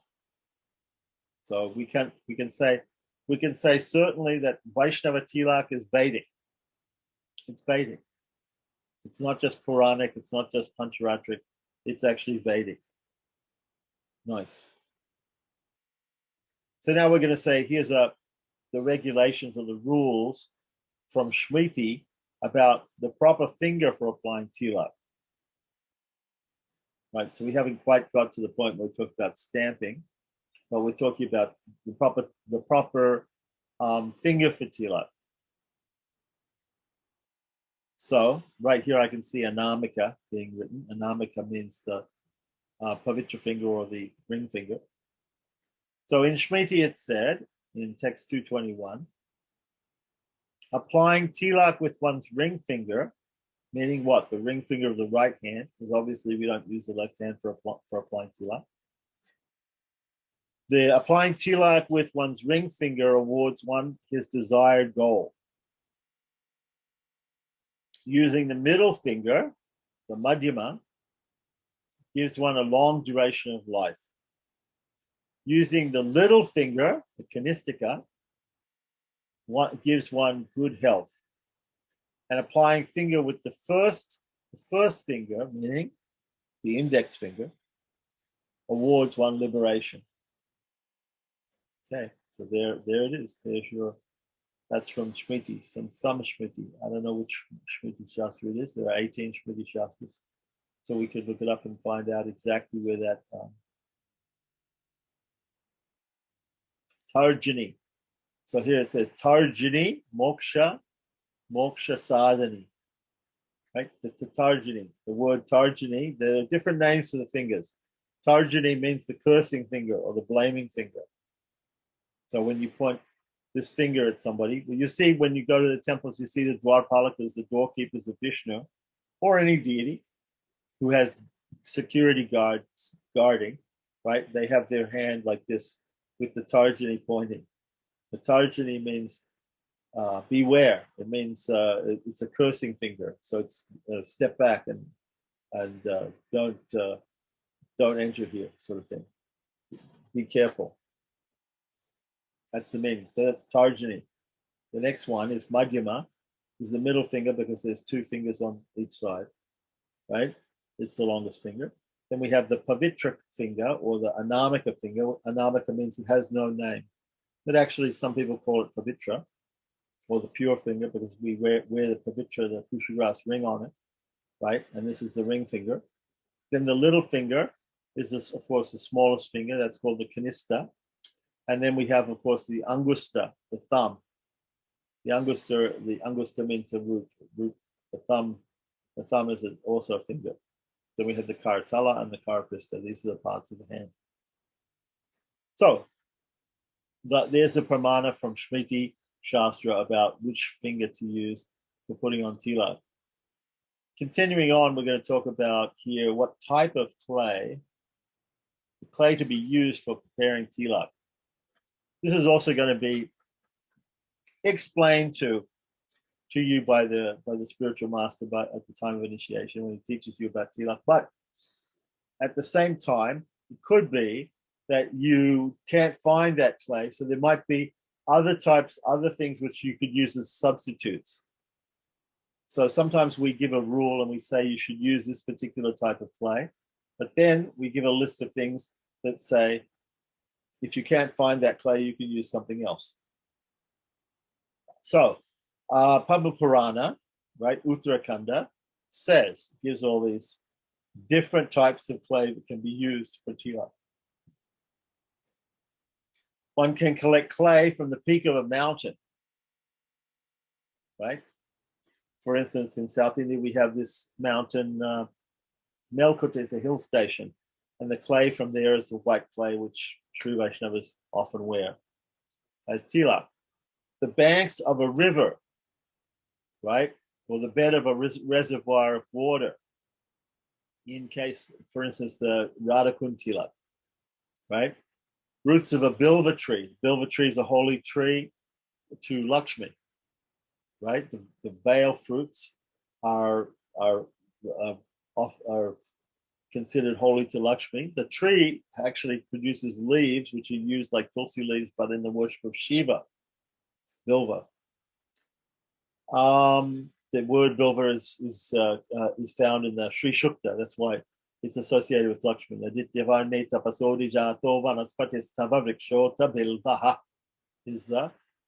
Is the line in Sri Shukta which mentions bilva leaf. Okay, so at the seashore. So, clay from the seashore, okay?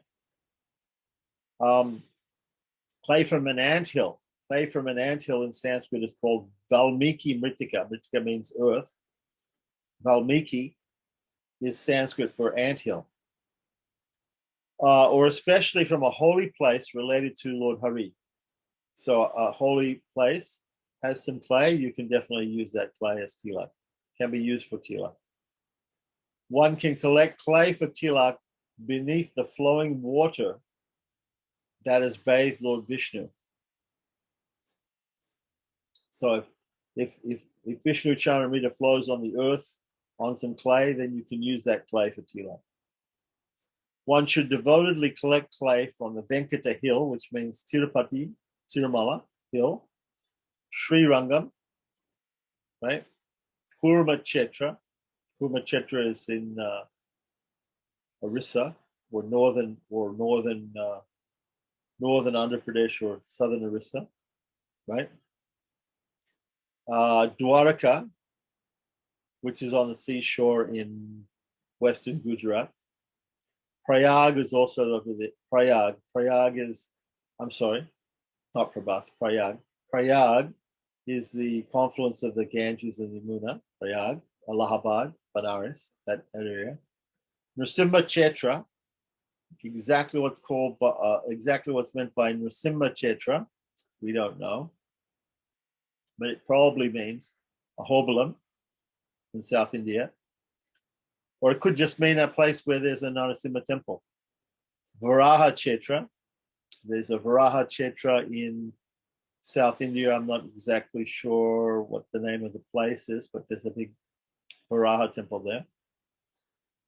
Or Vrindavan, that's mentioned here. Is it mentioned also Vrindavan? Varahe, Tulsivana, forest of Tulsi.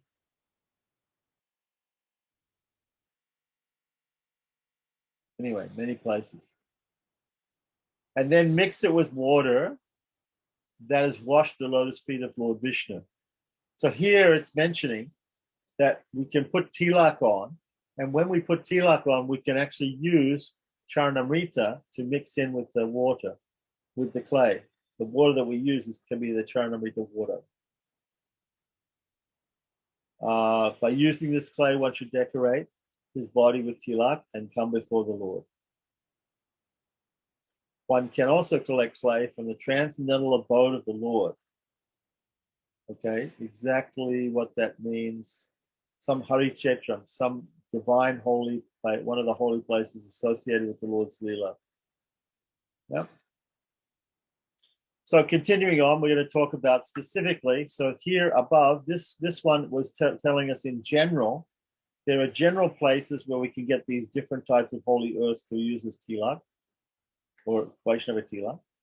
And now in 227, text 227, we're going to specifically hear about the glories of Gopi Chandan, which is a specific type of tilak which comes from Dwarka, which is that tan type of tilak which people use, sort of slightly yellowish whitish. Sri Narada says in the Padma Purana, anyone, even the killer of a Brahmana, the killer of a cow, a dry speculator, and one who has committed all kinds of sinful activities can at once be purified by touching tilaka made of Gopi Chandana. So as soon as you touch the tilak, before you've even put it on, as soon as you touch it, you become purified. A person who donates a piece of Gopi Chandana to a Vaishnava delivers 100 generations of his family. This is what happened to Madhvacharya. When Madhvacharya was sitting on the beach at Malpe near Udupi, and he was writing his books on the seashore, and he saw a ship was traveling, a merchant ship was traveling down the coast of India from Dwarka down to Kerala, right? Because they used to take spices from Kerala up to Dwarka and sell them, and then they would load tilak in the boat to keep the boat down in the water, to keep the boat steady. They would load ballast, lots of these rocks inside the boat to keep it down in the water as ballast. And so he saw a ship in trouble, and he waved his chadar, his orange chadar, as a sannyasi, and they saw it. They came to the beach, and they were saved. So the merchant said, "Swami, is there anything that you would like?" And he said, "I know that you keep Gopi Chandana in your boat, big blocks of this clay, as ballast, because your boat has to go back empty after bringing spices to North India. So he said, "Can just give me some of these Gopi Chandana." So they gave him 3 blocks of Gopi Chandana. Inside one, cracked open, and Lord Krishna was there. Inside another, Lord Balarama was there. And inside another, there was a Janardana deity, all of which you can visit if you go to Udupi. So the idea is they understood that they should donate this sacred Gopi Chandana to somebody that's considered to be a very pious act. So here it says, if you donate even a small piece of Gopi Chandana to a Vaishnava, it delivers 100 generations of your family. So Dhruva in Skanda Purana mentions in its next verses, 229 to 230, that a person who's, if you see a person decorated with tilak drawings of a conch shell and chakra, who has tulsi manjaris on his head, so you can put tulsi manjaris on your head. Actually, the madhvas usually what they do with the prasadam tulsi manjaris, they put them in their ears. So on your head, on your ears, whose limbs are smeared with gopi chandana, right? So gopi chandana is put on your limbs in different places as tila. Why should one have any fear of sinful reactions? If you see these persons who have these drawings, have the conch shell tilaks and chakra tilak and manjaris on his head, you shouldn't fear from any sinful reactions. One who has these 5 things in his house should not fear any sinful reactions, right? So what are the 5 things if you have in your house you shouldn't fear any sinful reactions? Gopi Chandan, Tulsi, a conch shell, a Dwarka Shila, and a Shalagam Shila. Right, so we're going to talk about Dwarka Shila, Shalagam Shila, conch shell later on. Here we're talking specifically about having Gopi Chandana and having Tulsi in the house. Okay, so those 5 things you should have in the house, and you won't fear any sinful reactions. In the Kashi Kanda, Yamaraj says, right, the fragrance of Gopi Chandana cannot be found even in the flowers of the Nandana Kandana forest. The color, texture, purity cannot be found anywhere. Some more glorification of applying tilak with Gopi Chandana. So Narada says in the Garuda Purana, one who decorates his forehead with tilak from Dwarka every day receives millions of times more result for whatever action he performs. And continuing on with text 233, a person who engages in various pious activities after decorating his forehead with Gopi Chandana tilak achieves inexhaustible results, even if he performs these activities with faults. So even wearing tilak is going to help you even if you make mistakes in those activities or those rituals, or does not recite the proper mantras while performing them, has no faith in the activities he performs, or performs them at improper times.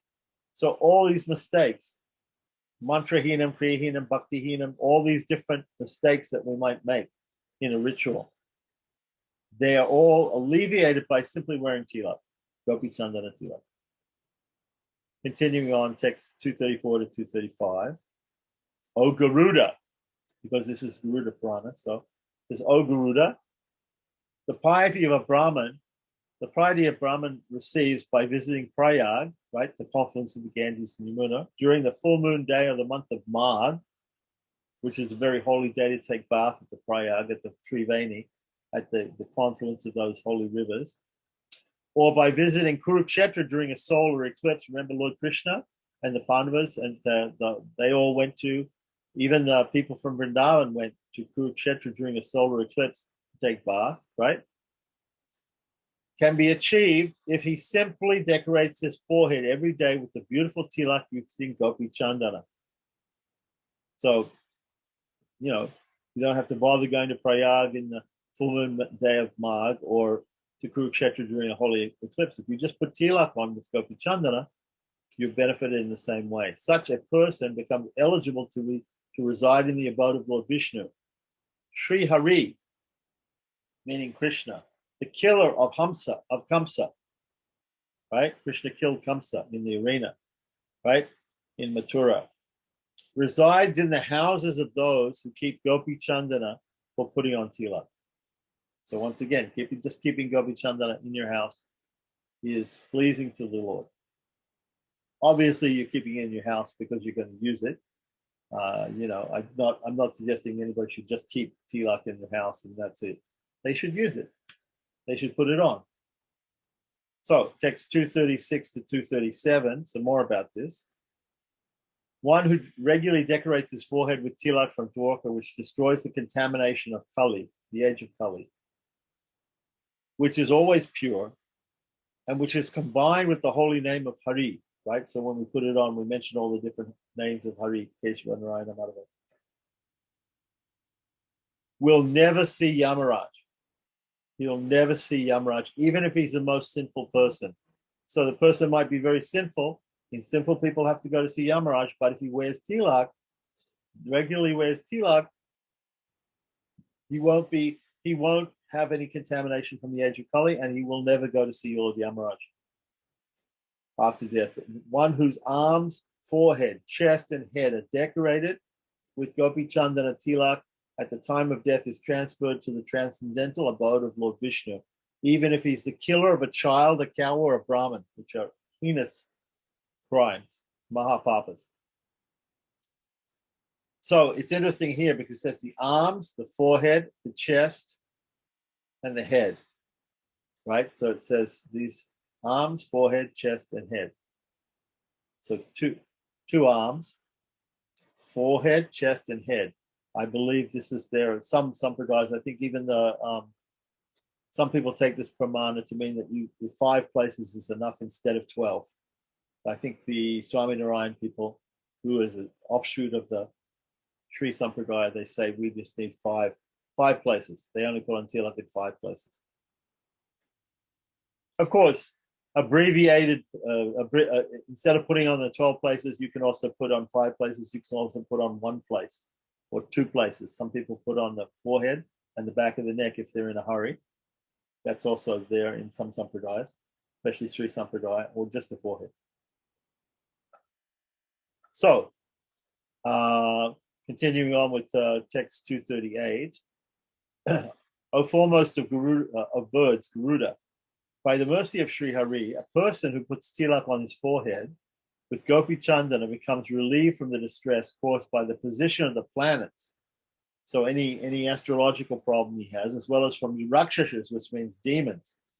And there's different types of demons here. Rakshasas, Yakshas, Pisachas, serpents, ghosts, and demons, right? We say Bhuta, Vetala, Sarpadya, Yaksha, Raksha, right? All these different types of ghostly or horrible demoniac type of living beings, right? As well as problems that he has from the different planets. Just by wearing tilak, he gets rid of all of those. He's relieved from distress from all of these things. Text 239 in the Padma Purana, sage Gautama says, O Maharaj Ambarisha, to free yourself from sinful reactions, just see a person whose forehead is decorated with tilak made of Gopi Chandana. Just by seeing a person who has tilak, right? If I look at a person, I become purified. Sri Yamaraj in the Kashi Kanda says, O messages, you should avoid at a great distance, as if they were a blazing fire, the persons whose foreheads are decorated with Gopi Chandana tilak. This is a verse here. There's another verse that he also says, Ye kanta lagna tulasi nalinakshamala, ye mahu mula parichinhita sankachakra, ye vala lata palate likirud vapundra, te vaishnavaha bhuvanam masavavitriyanti. I believe this is from Vishnu Purana. It's also in that same story of Ajamil that the Yamaraj tells the Yamadutas after they unsuccessfully try to take Ajamil, who's a sinful person at the time of death, but who has chanted the name of Narayana. They unsuccessfully try to take him, and the Yamadutas, the Vishnu Dutas actually take him to to liberation. Ultimately, he goes to liberation. He has to finish off his devotional service first. But anyway, so Yamaraj tells them here, this is a way that you can know whether a person you can take a person, a sinful person or not. Ye kanta lagna tulasi nalinakshamala. If he wears on his neck or chest the tulsi or the lotus seed, mala, tulas, ye kanta lagna means on the throat or the chest. Tulasi, nalinaksha. Nalinaksha means nalina means the lotus seed. Nalinaksha mala. Ye bahu mula parisindhi to Shankha chakra. If they wear on their shoulders the symbols of Vishnu, right, the conch and the disc. Ye va lalata palate, on their forehead, lalata palate, likid urdhva pundra, if they have the urdhva pundra, the upwards marking of the Gopi Chandan or the Vaishnava Tilak on their foreheads, te Vaishnavaha bhuvanamasa pavitriyanti, they're completely pure because they're Vaishnavas and they're completely pure. So leave them alone, Yamaraj says. So continuing on with text 241, a Vaishnava should decorate his forehead with a beautiful tilak made of clay, which has been collected from the base of a tulsi plant. So you can also use dirt from the base of a tulsi plant. And then it says, the glories of using tulsi plant clay, right, dirt, for tilak. I shall now present evidence that devotees who put on tilak made of the clay which is found at the base of a tulsi plant attain liberation from material existence. From the Kartik Mahatmyam, the glories of Kartik found in the Kashi Kanda about Kashi or Benares, in discussion between Narada and Lord Brahma, he says, "O Narada," Brahma says, "O Narada, one whose forehead is decorated with tilak made of the clay from the base of the tulsi plant cannot come under the influence of sinful reactions. Even if he commits sin repeatedly by force of circumstances." In the Garuda Purana, it's also said in text 244, simply by seeing a devotee who is accustomed to decorating his forehead with tilak made of clay from the base of the tulsi plant, one's sinful reactions accumulated during the last year are destroyed. Just by seeing a person wearing tilak. One should decorate his forehead with tilak made of gopi chandan and wear a flower garland that's been offered to the Lord. After it's been offered to the Lord, take the Nirmalya Prasadam and you should wear that. A devotee should decorate his forehead with one of three kinds of tilak. One should also, what does it say, three kinds of tilak? Trividam tilakam smitam. Okay, three types of tilak. Does explain exactly what they are. One should also decorate his body with drawings of the incarnations. Different incarnations of the Lord, such as Matsya Kurma, as well as symbols representing the Lord's weapons, such as the chakra, in order to please him. Of course, we've seen some people, they get tattoos of the different incarnations and things like that. I also knew a person who got his tilak tattooed on. So it's possible to decorate the body with drawings of incarnations, such as Matsya Kurma, etc. Usually when they say Matsya Kurma, it says up here, Matsya Kurmadi, meaning beginning with Matsya and Kurma. So it means and China means markings. Also of the Chakradina. Chakradina means beginning with the chakra. So the different weapons of the Lord are the conch, the chakra, the Sudarshana chakra, the conch, the sword, the bow, and the mace. Right? So then we'll have these are called panchayudas, the five weapons. Now we're going to talk about mudra dharana. Decorating one's body with auspicious drawings is eternal. Okay, so why don't we stop here for today, and we'll pick up tomorrow on mudra dharana, about the different mudras, different markings on the body. Okay, does anybody have any questions about that? Mostly we talked about tilak, putting on Tilak. The whole thing was about Tilak, basically.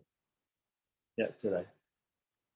There's a lot to talk about what type of Tilaks, where you put the Tilak, what it's made out of, what color it is, what finger you use to put it on with. The benedictions you get just by having a piece of Tilak. The fault about not using Tilak. I know it very specifically said that to use the Tilak from the base of from the clay of the base of a Tulsi tree, but we see oftentimes that Tulsi, at least maybe in some places, in a lot of places like here, you don't have clay, at the base of a Tulsi. Usually we have some kind of like just a soft soil, which wouldn't really form. And, generally people, when they circumambulate Tulsi Devi and, offer her some water, they usually just take a little bit like that and put it on the head. I wonder if that could be considered, Yeah, nice. Take some Tulsi Ritika and touch to your head. Yeah. Okay. So that's enough. It's a prasadam item. It's a prasadi item. We call it prasadam or prasadi. It's a holy item. Even anthill. There's 7 types of dirt. I think later on we talk in the 19th Vilasa, which talks about insulation. It talks about different types of earth which are considered to be sacred earth. Anthill coming from a crossroads. From an elephant or horse stable. There are different types of earth which are considered to be holy, but Tulsi definitely is holy. And cow stable too, right? Yeah, cow, horse, elephant. Yeah. Okay. Yeah, the banks of a river. There's some other holy places where you get earth from, and you can use it for different purposes. But here we're talking about Tilak, and obviously you want to get something very, very potent and very spiritually potent to use as Tilak.